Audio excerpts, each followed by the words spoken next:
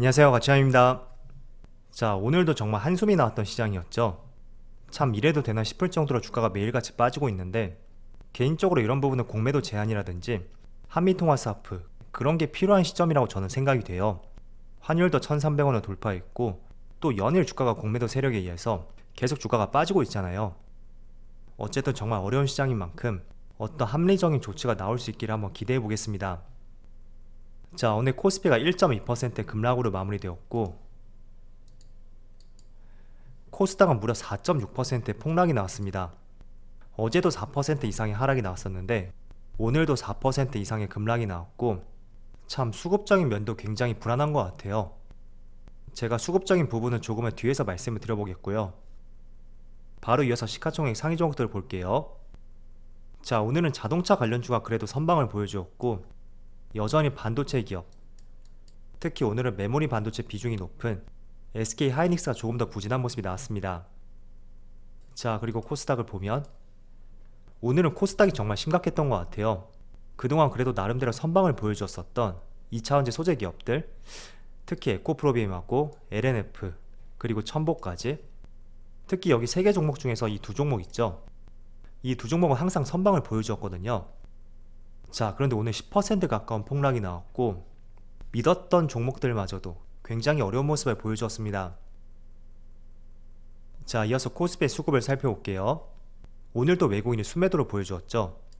자, 그런데 기관을 보시면 아무리 금융투자가 단기투자 성향이 강하다고 하더라도 일단 오늘은 1조 원 가까운 순매수가 들어왔어요.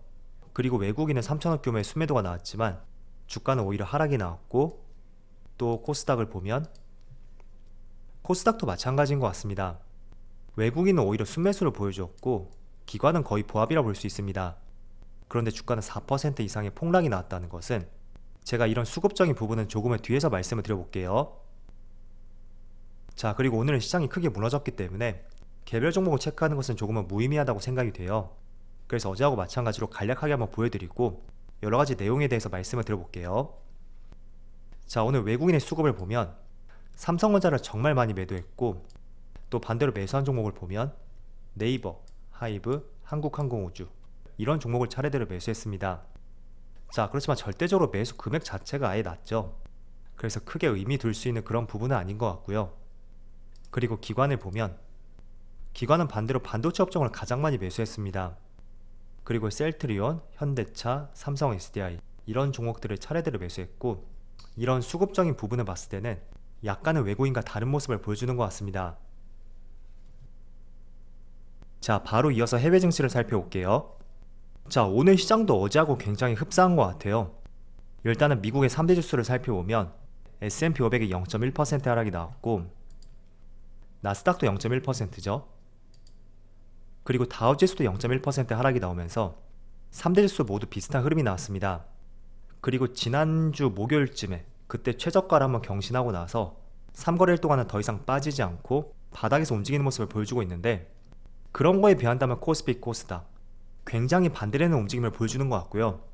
그리고 아시아 증시를 한번 살펴볼게요. 자, 일본 니케이가 0.3% 하락이 나오고 있어요.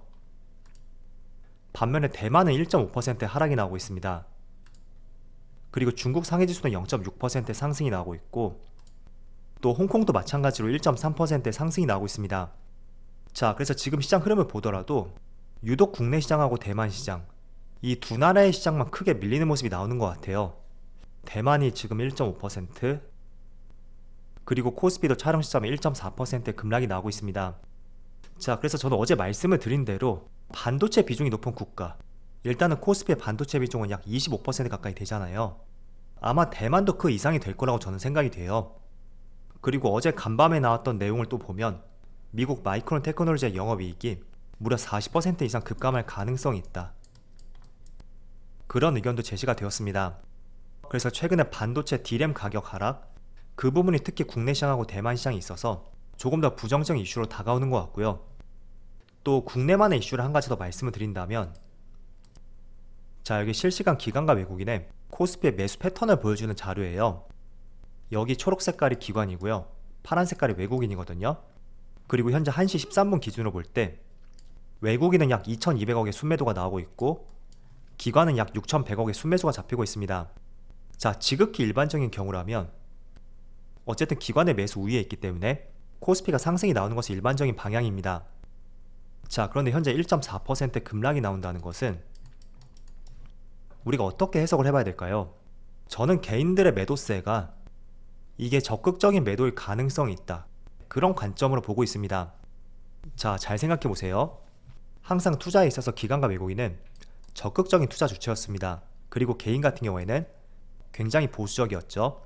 매수를 할 때도 밑에서 걸어놓는 매수를 하고, 또 매도를 할 때도 마찬가지로 상단에 걸어놓는 매도를 하기 때문에 딱히 매도가 잡힌다고 하더라도 주가 움직임에는 큰 영향은 없었습니다. 자, 그런데 지금의 매도세는 저는 적극적인 신용 물량이 나오고 있다, 그렇게 생각이 되고요. 그에 따라서 시장가 매도가 나오고 있고 때문에 기관의 매수세가 앞선다고 하더라도 오늘처럼 큰 폭의 하락이 나온다고 생각이 돼요.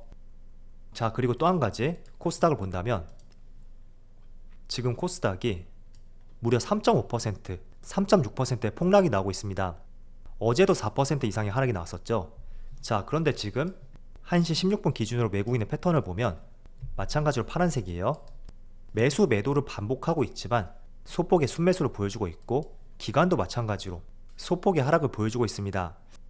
자, 그런데도 코스닥이 3.6% 급락이 나온다는 것은 여기서 개인들은 순매수가 잡혔다고 하더라도 이거는 종합적인 데이터잖아요.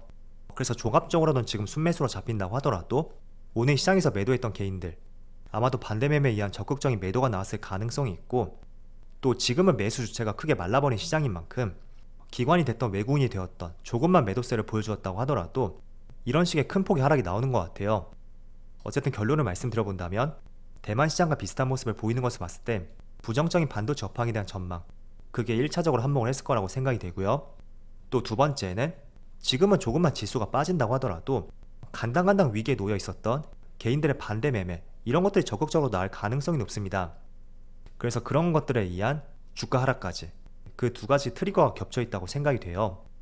자, 그리고 또 한 가지, 여기 지금 신용잔고를 보면 어제 기준으로 19조 8천억까지 드디어 신용잔고가 20조가 깨졌거든요. 그래서 아마도 오늘도 큰 폭의 하락이 나왔던 만큼 이 신용잔고가 크게 하락할 것이라고 생각이 되고요.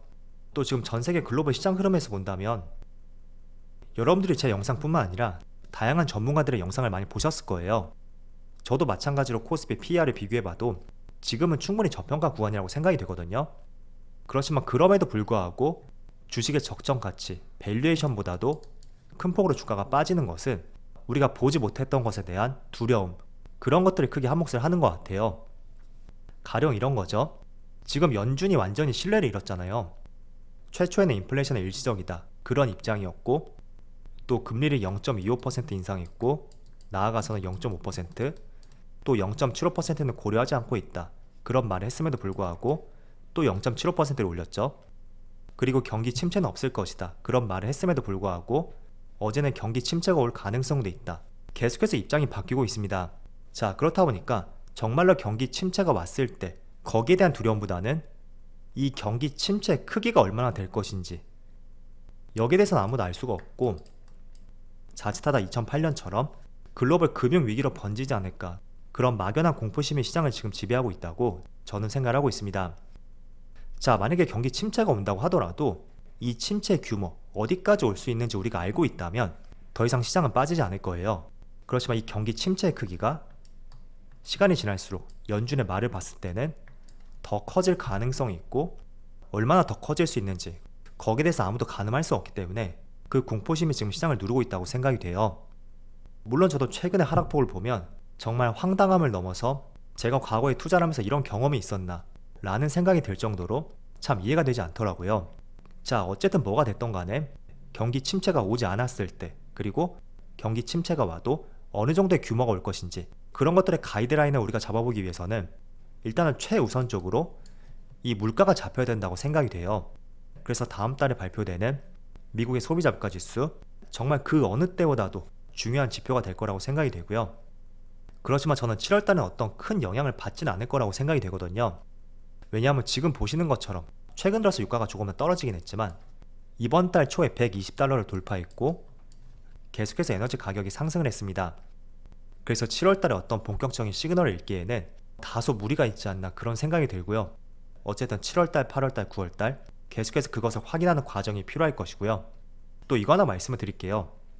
지금 여러분들이 최저점에서 매수한 것이 아니라면 정말 괜찮은 종목은 마이너스 20%, 그리고 대체적으로 마이너스 30%, 그 이상도 되는 종목들이 있을 거예요. 자, 그런데 저도 과거에 주식 투자를 하면서 한 번씩 오는 급락장을 피하지 못했을 때 정말로 크게 손실을 맞을 때가 있었거든요. 그런데 그때마다 들었던 생각이 일단은 빨리 던지고 시장을 떠나고 싶다, 그런 생각이 앞섰고 어마어마한 손실을 감당하면서 매도를 했던 경험이 있었습니다. 자, 그런데 이런 경우 같은 경우에는 단지 내가 마이너스 찍힌 것이 정말 괴로웠고 매일매일 시장이 빠지는 것이 심리적으로 두려웠기 때문에 회피하기 위해서 손절을 했다고 밖에 볼 수가 없거든요. 그런데 항상 신기하게도 보면 지금 당장의 실적은 조금 부진할 수 있고, 물론 길게 봤을 때 1년 정도는 실적이 부진할 수도 있을 거예요. 그렇지만 곰곰이 생각해보세요.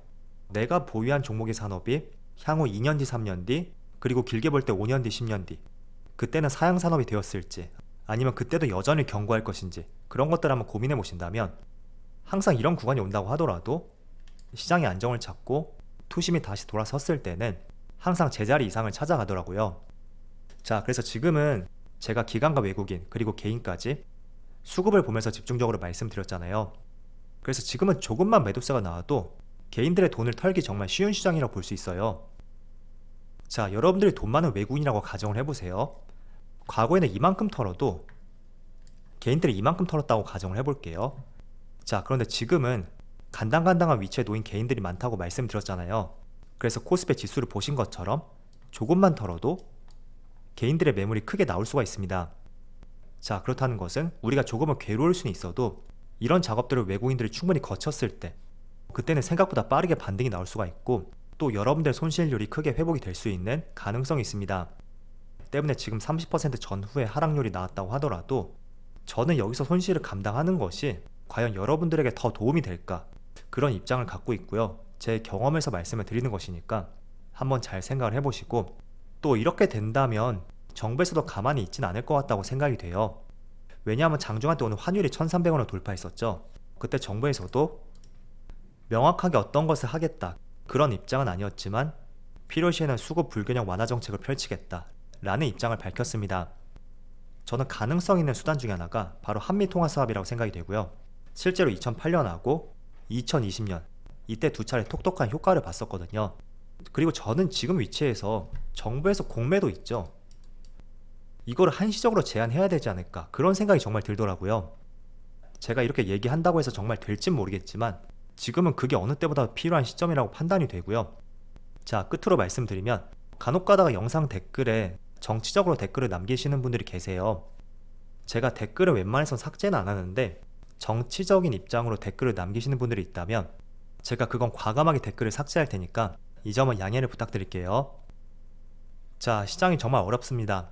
지금은 열의 10명이 다 어려운 시장이라고 생각이 되고요. 누가 강인한 멘탈을 가지고 지금의 시장을 잘 견뎌내는지, 그게 제일 중요한 시점인 것 같아요. 다들 힘드시겠지만 주변에 더 힘든 사람이 많다는 생각을 해보시면서 항상 이 어려운 구간을 잘 견뎌내보자고 말씀드리겠습니다. 자, 그럼 오늘 영상 여기서 마치도록 하고요. 언제나 여러분들의 성공 투자를 기원하도록 하겠습니다. 감사합니다.